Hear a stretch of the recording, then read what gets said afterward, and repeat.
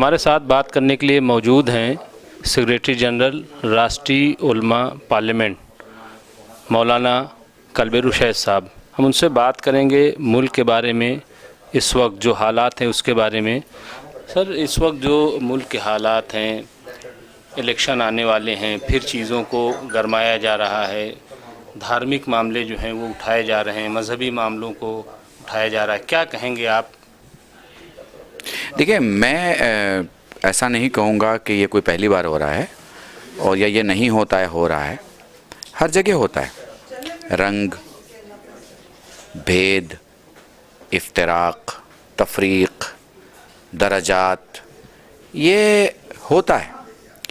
मगर मुझे लगता है कि ऐसे हालात में जहाँ कोरोना की मार से हिंदुस्तान में बसी हुई इंसानियत दो दो लुक़मे को परेशान है, जिनके हाथों में खाने के लिए घी से भरी हुई रोटियां नहीं, बल्कि शायद कफन लेने को पैसा नहीं या लाशें उठाने को ताकत नहीं, ऐसे लोगों को मज़हब के नाम पे बांट देना, इसका मतलब है कि कोरोना की लड़ाई में लड़ने की जो ताकत और क्षमता और एनर्जी उनमें हो सकती थी, उसे पहले से ही छीन लेना।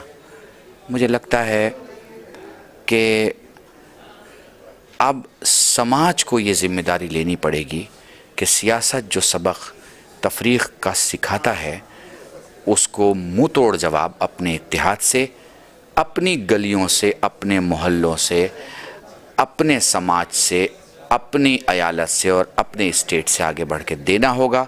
वरना यूँ चलता रहेगा, लोग बढ़ते रहेंगे, गर्दनें कटती रहेंगी और भारत माता मादर वतन अपने बच्चों की मजलूम मैयतों को देखकर रोती रहेगी। एक और धर्मगुरु आचार्य प्रमोद कृष्णम ने अभी कहा कि जब तक धर्म के नाम पर सत्ता मिलती रहेगी तब तक जो है वो सियासत में धर्म आता रहेगा। तो इसको कैसे, चूँकि आप भी धर्मगुरु हैं, जो वो बात कह रहे हैं वो भी धर्मगुरु हैं, तो आप लोग क्या ऐसा कुछ पैगाम देंगे आवाम को, लोगों को, कि ये जो धर्म का मामला धर्म तक रखें, इसको सियासत से बहुत ज़्यादा इस तरीके से न जोड़ें कि जिससे एक माहौल ख़राब हो? देखिए, मुझे लगता है सत्ता के दो मतलब होते हैं। यानी सत्ता का मतलब अगर प्लान के हद तक हो तो राजनीति होती है, पोजीशन की हद तक हो तो हुकूमत होती है। अब पोजीशन के हद तक जो लोग हैं वो किसी न किसी धर्म के हैं। मैं नहीं मानता कि आपको धर्म का नहीं होना चाहिए। आप धर्म के होंगे तो आप कंट्रोल में रहेंगे। आप धर्म के होंगे तो कम से कम धर्म की तो सुनेंगे, अंतरात्मा की तो सुनेंगे। आईने में चेहरा देखेंगे तो कम से कम सोचेंगे तो सही कि आपके धर्म ने झूठ बोलने को मना किया, आपके धर्म ने गलत करने को मना किया, आपके धर्म ने हड़प करने को मना किया, आपके धर्म ने, अरे कहीं तो सुनेंगे, कहीं तो मत्था टेकेंगे, कहीं तो सर झुकाएंगे, किसी को तो मौला आका मानेंगे, किसी के पास तो किसी की बात तो सुनेंगे। तो धर्म तो होना चाहिए। देखिए, स्वामी जी ने जो बात कही है वो उन्होंने 30-40 साल का ये दर्द बयान किया है जो भारत में चला आ रहा है। इसमें ऐसा होता है कि मजहबी लोगों को, मजहबी पेशवाओं को, मजहबी रहनुमाओं को सियासत के लिए इस्तेमाल किया जाता है और पोजीशन के वक्त उन्हें छोड़ दिया जाता है और किनारे कर दिया जाता है। मैं पर्सनली मानता हूँ कि इस्लाम में, मुसलमानों में सियासत के लिए हुक्म है। हमारा दीन सियासत से अलग नहीं है, सियासत दीन से अलग नहीं है। चूँकि सियासत अरबी का लफ्ज़ है, इसे उर्दू में भी सियासत बोला जाता है और अब तो हिंदी में भी इसका चलन है। तो इसका मतलब होता है लोगों की ज़रूरत पूरा करना। अब आप बताइए, आपके पास दीन धर्म होगा तभी तो आपको पता चलेगा ना कि ज़रूरत को कैसे पूरा करना, किस तरह पूरा करना, कहाँ तक पूरा करना।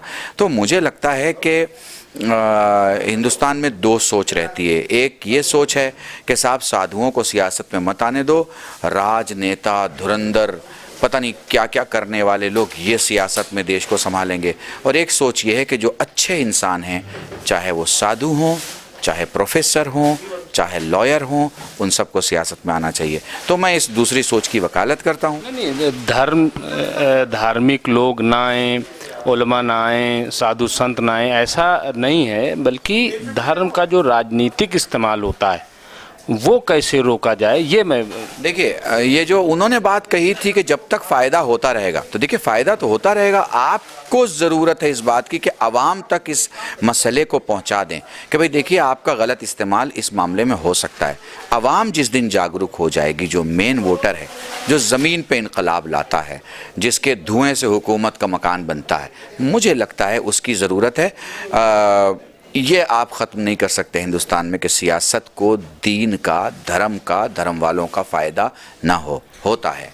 यूपी की सियासत जिस तरीके से हो रही है कि वहाँ पे अगर बेरोज़गारी की बात हो, पानी की कहीं किल्लत है तो उसकी बात हो, सड़क अगर अच्छी नहीं है तो उसकी बात हो, या मेडिकल में जो ज़रूरी चीज़ें हैं, एजुकेशन है, तालीम है, शिक्षा की बात हो, तो अगर इस पर इलेक्शन हो तो ठीक है। लेकिन अगर फिर से मंदिर, मस्जिद और इस किस्म की चीज़ें यानी धार्मिक चीज़ों को उठाया जाए तो उस पर हम कह रहे हैं कि क्या होना चाहिए कि लोगों को किस बात की तरफ जो है वो तवज्जो देनी चाहिए।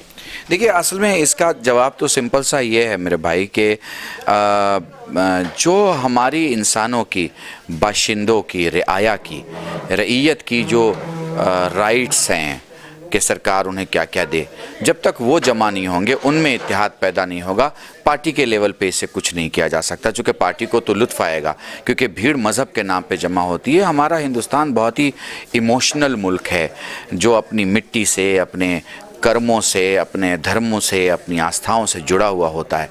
इसके लिए ज़रूरत है अवाम में बेदारी पैदा करना। हाँ, ये बात सच है कि उत्तर प्रदेश का, जैसा आपने बताया कि लोगों ने मजहबी रंग देना शुरू किया है, मगर मैं आपको बताता हूँ ये ज़्यादा कामयाब आगे नहीं होगा, इतना कामयाब नहीं होगा। ज़रूरत है मद्दे मुकाबिल में खड़े हुए उस आदमी की सही आवाज़ की, जिसका किरदार उसकी आवाज़ का साथी बना हो। ऐसे लोग अगर सच की बात करें जिनकी ज़िंदगी झूठ पे गुजरी हुई है, ऐसे लोग अगर नेकी की बात करें जो बुराई के दलदल में खुद फंसे हुए हैं, ऐसे लोग बात करें लोगों की अमानतदारी की जो सबसे बड़े घोटालाखोर हैं, ऐसे लोग बात करें दूसरों को सहानुभूति की जिन्होंने खुद कई कत्ल कर रखे हैं, कैसे आवाम मानेगी।